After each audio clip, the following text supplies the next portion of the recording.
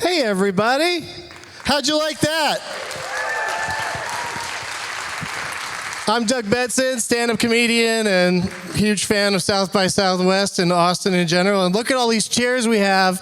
Please welcome a lot of the cast and the executive producer of I'm Dying up here. Come on out, everybody. Executive producer Michael Aguilar. Yeah, he just kind of called the cast, yeah. Do you want to introduce everybody else as they come out? Clark Duke. Michael Angarano, Andrew Santino, Ari Grainer, Melissa Leo, Eric Griffin, Al Madrigal.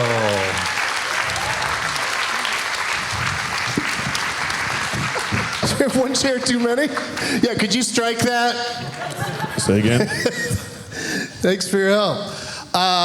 Let's start with you, the executive producer of this show. How did this show come about? This show actually came about Jim Carrey. Jim, who lived this world, lived this time, his time was a little bit later, wanted to do a show in this world. I've been partners with Jim for about 5 years, and we sat and talked about it and thought, it's an incredible world to show. It hasn't been seen in this way, which is to take it seriously. I started working in comedy clubs when I was about 19. Dave Flabat, our creator, did stand-up when he was young. It is a world that we love. The guys who we're writing about were my superheroes, and we wanted to show the dramatic side of it. We wanted to show that these people that we love to laugh with, where that comes from. Where that pain comes from, where the funny, what it's a reaction to, and we want to tell a very dramatic story about being funny. Well, if I can compliment everybody in the entire show, one of the things that came to mind for me watching it was that whenever they went to a scene where stand-up comedy was happening, it was very funny, and that usually doesn't happen in movies and TV shows about stand-up comedy. Those are the worst parts of it, and in this case, it was always illuminating to let you know about the characters, but then also their stand-up was very funny. Now let's start on the very other end over there. That's my buddy Al Madrigal down there. Hey. Mexican comedian. That's right. That's what it all was, though. I mean, everybody fit into a category, and everybody was, men and women are different, and it was the basics. Pioneer days of stand-up comedy. The Mexican comedian, the Puerto Rican comedian, and I studied a lot of Freddie Prinze for this. You did? I did. I watched everything. I didn't like it. It was so natural that it didn't feel like you were doing sort of an impression of him. But now that you pointed out, it's very close. It's a good mix. Just watching, I mean, he really did I watched a whole midnight special of his, and he did a lot of Puerto Rican guy walks into a store, black guy walks, a lot of black guy voice for him. And it's rough. It's that would not be allowed today. And how'd you get the part in this show? You auditioned? No, luckily enough, I was actually just asked to do it, and then I was a smaller part, and then they put me in. Right? You guys all auditioned?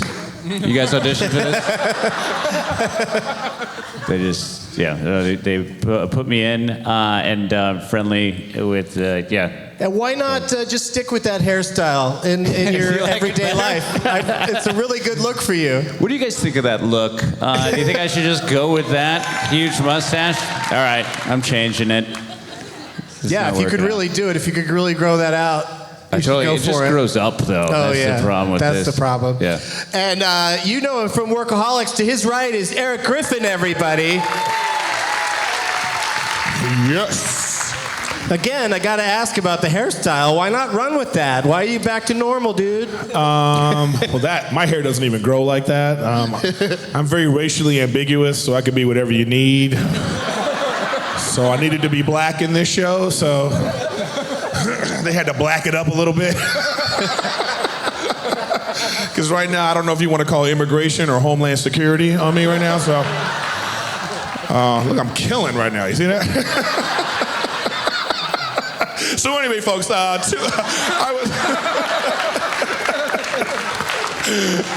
I apologize for going to you second. Also, I have a funny story how I actually got the part in the show. If you want, I'd love to hear it. I was at the Comedy Store randomly, like on a Tuesday night, and that manager walks up to me and says, "Hey, Jim Carrey's here." And my first thought was like, "Is he bumping me? What the fuck is he doing here? He's got $100 million. Why is he still trying to go up?" I was so mad. He was like, "I don't think he's here for that." And I was like, "Okay, well, I don't care." And then I went on stage.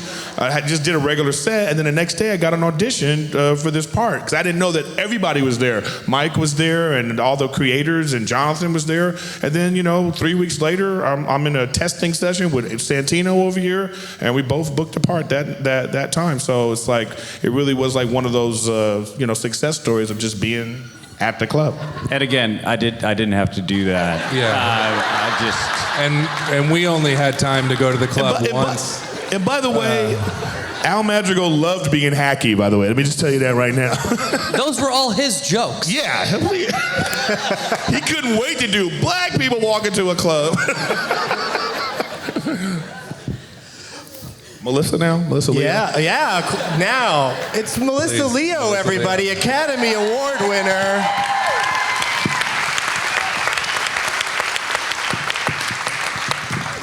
Tell us about the set you did at the Comedy Store that got you this part. Well, I've been doing stand-up for a long time now. I'm really known as a funny lady. I am not sure. I was just innocently sitting at home, hoping I would get some more work and that it would be good and interesting, which it sometimes is, but not that often. And I did get a call like just a handful of weeks before they went in. I don't know who else they had on the line before me, but that I guess didn't work out. We didn't have. You're not deep on the list, Melissa. You're at the top of the list. So anyway, I flew out there not having any idea that there is one single human being in the world who this part could be based on. Knew nothing about that woman. Never heard of her and don't like mentioning her name, but I do like to recognize that there is only one human being that the character could be based on. And so I like to think of it as an homage to her. But by the time I found out about her, I was a good 5 days into shooting the pilot you just saw, so I wasn't going to play her. I play Goldie, and I have a ball with it. I just try and keep up with this lot. Yeah, that's enough work right there. And to Melissa's right is Ari Grainer, everybody. Not a dry eye in the house after your comedy set there at the end. That's always what you like, people in tears after your comedy set. Well, whenever a comedian starts saying too many things that sound serious, they did a great job of showing how quiet the audience gets and how unhappy they get. Yeah. They're like, is this lady going to say some jokes? That's how I felt watching it, too. Is this lady going to tell a joke? The sound of the waitress's footsteps during your act is my favorite part. It feels just as scary shooting it, too, when you have to leave that silence there. Like, it still gives me sort of heart palpitations thinking about that. It's scary. Being a stand-up is fucking hard. I don't know how you guys do it. So you've never even tried stand-up prior to this? No, I'd never even gone to see stand-up before this. What kind of sheltered weirdo? I hate laughter. Like, I hate laughter. So I had never... You're in so many comedies, though. I know, which is ironic. I was always like, I'm the most serious person in the world. I don't know how I ended up doing comedy stuff. And then, but I'd done theater and did comedy on stage. And so at least then you're sort of like engaging with an audience. But the stand-up I'd never done. And it was like a whole new world, learning about it, going to see it. And, especially when we were like prepping the show and going to the Comedy Store and watching these guys. And also, like, the 70s thing, the vibe was different. So just watching, like, a ton of 70s comedy and stuff now and going to see it. And it's nice because Cassie kind of has the out of, she doesn't have to be, like, she's not these guys yet. She's on the move. She's trying to figure out what her deal is, which gave me a little comfort that I could be finding it along the way. Yeah, on the other hand, Andrew Santino Yeah. who again, the hair is so different. Yeah. That like we have to point out that you were in the show. Yeah, I was on the show. Did a terrific job of being that established comedian who's kind of hard to be around because he spits the truth too much. Yeah, I'm a dickhead. I'm a dick the whole as the series goes on, I get less dicky, I think, but I'm the mean, crude, sardonic asshole, and it was a pleasure to play. Not much of a stretch. Yeah, I wasn't really acting too much. I can't be the only person that's cold in here. Am I the only person that's cold? I didn't want to mention it, but I've been to lots of screenings in this theater, and this is the coldest it's ever fucking been. The coldest thing in the world. It's very cold this today. This young lady for some has reason. shorts on, and I can't fucking believe it. It's remarkable. How are you doing that? Are you okay? Yeah, you're freezing. She's shivering, holding a cam. All the footage is just going to be shaky. Was there an earthquake in Austin? I think it's like, when they do the Tonight Show and Letterman, they keep the studio really cold because it keeps you alert and willing to laugh. And that must be their strategy. Warm. That must have been their strategy here today. It's a morning screening of a show about comedy. Let's make everybody freezing cold. Freeze them out. But we got through it, right? We're still here. And it's plenty warm out there, so that's something to look forward to. That's right. Yeah. That's right. And let's say hi to Michael Angarano, everybody. What is it, Eric? How do we say Eric, it? how do you pronounce How do we say it, Eric? Griff, how do you pronounce Say it for everybody. It's Angriano. Oh, no. Angry Rihanna. We shot this Not pilot even like close. 5 years ago. He still doesn't know how to pronounce my last name. So, Michael, the Boston accent's very impressive. Oh, thank you. Thank you. Yeah, I mean, that's two things you have to learn, not just the accent, but also have you ever had any experience with stand-up comedy? No, never. So you had to figure out how to be a comic and have that accent. I'm not saying that the gentleman to your right had it easier or anything, but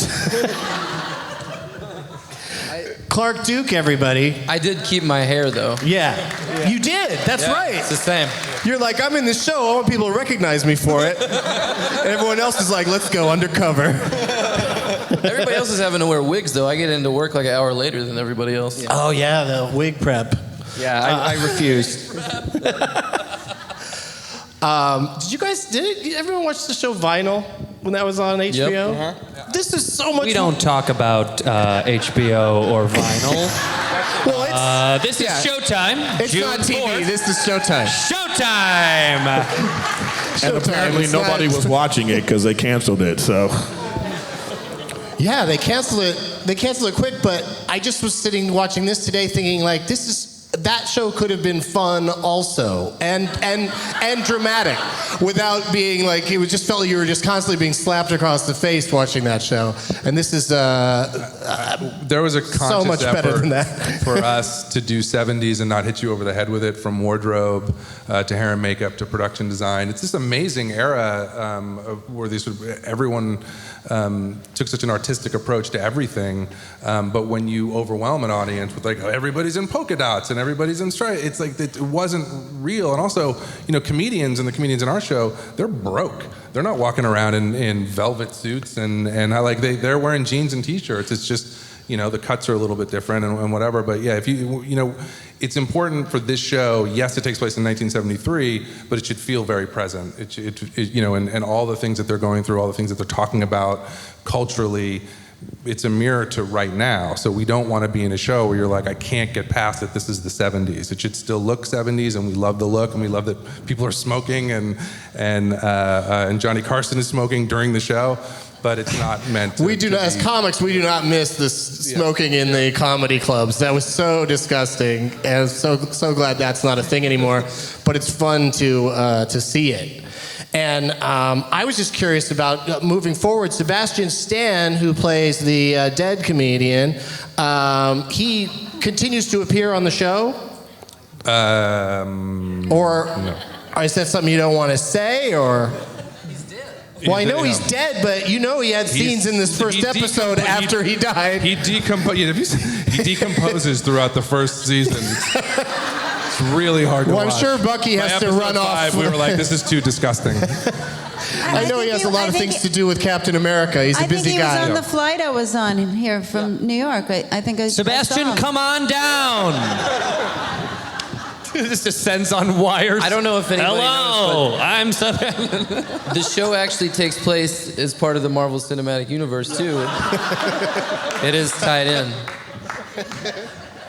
As the episodes progress, we'll learn about all your powers. There's microphones set up in the aisles on both sides there. If anybody wants to queue up to ask anybody on the panel a question. Ask a comic a question. I dare you. Yeah, you're going to get a snotty answer, that's for sure. Hey, what's your name and who would you like to talk to? Hi, I'm Corey. I'd like to talk to the producer. I love the show. I'm sure every comic was inspired by a real life story from someone. Yeah. One that really stuck out to me, I just want to know, the Catholic priest thing, did that actually happen to somebody? Was that a real thing you knew of? Every comic has to do that to make it in this business. You want to know how hard stand-up is? Yeah. That's you want to actually know what how Al Al really got actually the had to part? do. I just couldn't believe Principal Belding used to be in the priesthood. It is a true story. It is not. It is. Dave Flabat worked with another waiter when he was waiting tables. As an early in his writing career, and right before this show got picked up, he had to. This other waiter was going to make $50, and that's how he had to pleasure himself. No, He's still it got waiting worse. tables. Actually, that was a highlight. So yeah, he did not get famous after that. Thank you. Which is a lesson for everybody, I think. There's an Applebee's in LA that he's at. You can go see him. Priests do not have access to Hollywood, the access that they claim. So don't fall for that.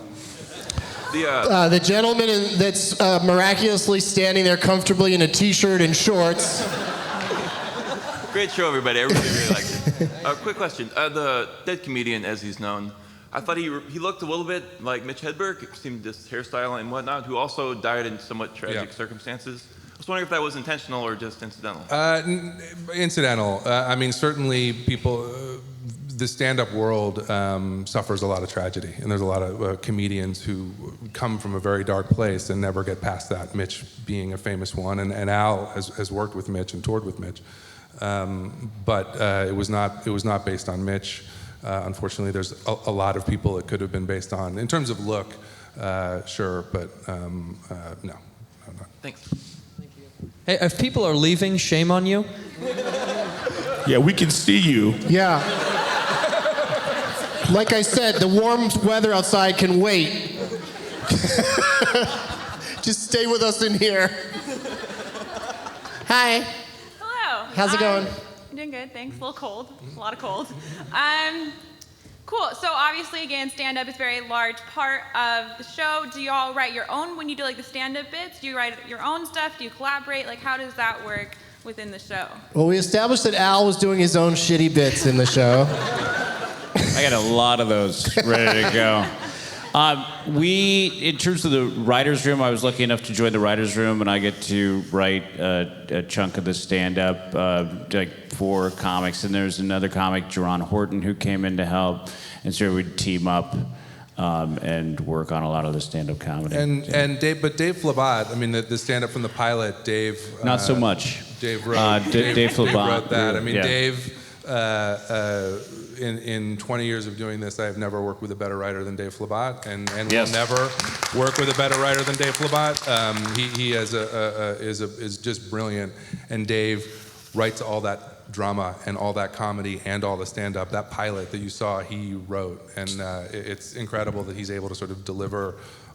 You hope that someone can write just drama that well or just comedy that well, that he can do it all. It's sort of amazing. And the great thing for me in working with Dave, he's been a working writer for a long time and wrote on sitcoms, wrote on things like Ellen and Bernie Mac and sort of broader shows, and then worked on shows like Boardwalk Empire, more drama, and has the Masters of Sex, and has this stand-up background, and I sort of feel like all of it built to him writing this show, and so we're very lucky that Yeah, he our did this. showrunner and the head writer and creator, Flabat, is the perfect person to write this show. I don't see that anybody else could have done this. Yeah, he did an amazing job. It looks like you have a follow-up. Me? She's looking behind her. No, she's actually frozen. She's She's frozen. Someone's gonna have to pick her up and take her out of here. Here comes an extra Stuck to from the show. Yeah. He Just walked right off the set. It's Sebastian Stan, everybody! He made it! This guy looks like he should be walking down the street with a paint can at the beginning of Saturday Night Fever. But we got to go to this gentleman over here because he was in line first. How you doing? Great, you? Good, thanks. All right. Well, this is for the ensemble. I'm curious to know what your process is, finding what it is about your character in episodic, maybe versus like a theatrical feature length, or just your process for this particular project. And on set, elaborate on whatever that means to you, I guess. Let's start with Clark and go down the line here. I'm sorry, what was the question? It had a lot of twists, that question. Yeah, it took some turns. The process. Clark showed up 6 minutes before we would shoot every day. That's true. Hair ready. I know for. Clark's hair was ready. You know what? I did learn a lot about hair on this, but me and Michael, have never done stand-up before, and so we before the show started. We have also known each other though for. That's true. 25 years. Yeah, since we were little boys. Other than Melissa here, we're the wily vets. There's 50 years of experience between the two of us. And show business. No, but we went to a lot of comedy clubs, went to the Comedy Store a lot. Mike did a couple open mic nights. Yeah, I did. Ari and I did one. Yeah. That was How'd that go? not well. Really bad. Really bad. Did you do your whole time? Till you got the light? No, it was an open mic in Silver Lake at 1:00 in the afternoon on a Sunday. In someone's backyard with a microphone that didn't plug into anything.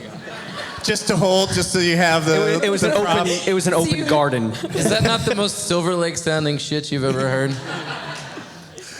Oh, okay. Mr. Santino?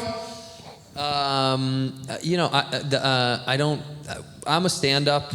Me, Alan, Eric, and so I guess for us it was the hardest thing for me was delineating between that doing my character and trying to separate and not letting my own stand-up bleed too much into it, because mentally it just does naturally, and the joke that we all kind of made was they would be like, oh, you guys are gonna have such an easier time because you're stand-ups and you're comfortable on the fake stage, but it's really meta and weird because you're like, fuck, I really feel like I'm doing stand-up in this weird sub-world of stand-up because you're not you and you're playing this character, and as a stand-up it's hard to rip away your instincts as a stand-up. And I think that was the toughest thing for me, was to before I did stand-up, that was the hardest thing for me to do. The acting stuff is, you know what I mean? But were there any particular comics from the 70s that you studied at all? Well, I've been told by multiple people. I wasn't like Al. I had to audition a lot, and I had to do the priest thing for Michael and Dave, and landed it. So I guess I know how to tug, but I've been told a million times by other comics that are like, I love that role, I wanted to do that role, and people tell me Bill Hicks because the name is Bill, but it's not Bill Hicks. But I did take a lot of Bill's kind of attitude and mindset towards the world, because if anybody knows, do you guys know Bill Hicks? Does anybody? Yeah, okay. 9 of you. And then, but Bill Hicks was amazing comedian, a stand-up who kind of had a very jaded sense of the world and had a very kind of sardonic view and tended to be negative. And so I really studied a lot of that I loved him anyway, so I just kind of took a lot from him, and so that's where it came out. I get nicer as the show goes. The end of the panel over there is noticed there are these red lights with an X in them that are very intimidating. Yeah, these are. Do you know what those mean, Andrew? Yeah, we got to get off. We're Thank supposed you to guys wrap so it much. up shortly, Yeah. but I want to get through everyone on this question real quick. So you got a microphone. There you go. So Michael and I did the stand-up. I also, when we did some of the open mic, I signed up under Cassie's name, and I did some of the stand-up from the show, massaged a little bit, and played around with that, which was funny because some of it was still about death, and then having people come up and talk to me about it after was very satisfying, and I felt horribly guilty. But it was also funny because as the show went on, and what's great is there's the stand-up piece, but it's also, a really emotional show, and there's a lot of stuff that goes on that I really related to, and it's like, as you can tell with this group, sometimes you couldn't tell when the cameras were rolling and when they weren't. It was very much like this, whatever you make Ari's fun our of me little about. sister we like to tease all the time. I know, man. I had to get like a thick skin with these guys. You're there, and it's what it is to be the only woman with these guys in a cantor's booth for hours at a time, and you're and all the dynamics between us. It's like we became a group of friends. We're a group of performers,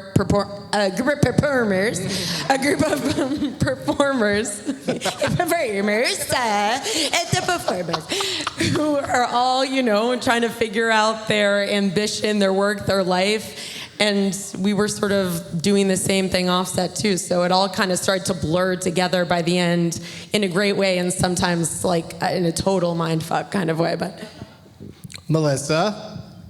Well, I'm wearing today a creation by our costume designer, Christy Wittenborn.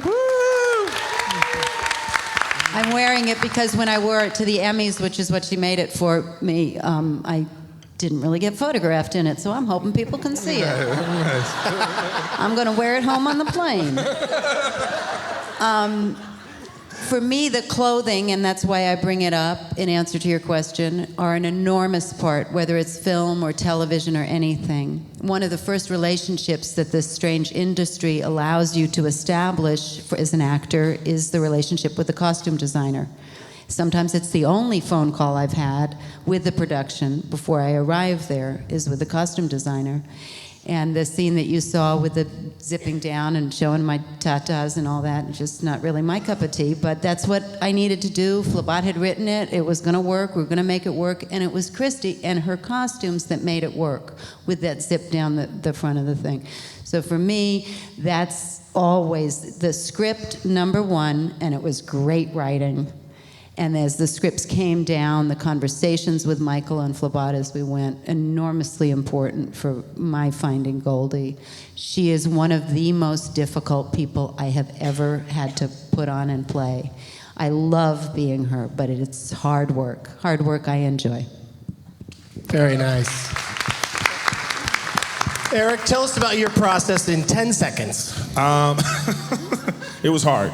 I got to tell you, it was very challenging for me because I come from this silly comedy world of Workaholics. That was my first big break, right? And so that was this was a very hard character sometimes. It was challenging for me, but the writing was great and the people around were great. The directors were great, and it was a really great experience. And it was very rewarding, and I hope you guys watch the rest of the season and, we go on forever.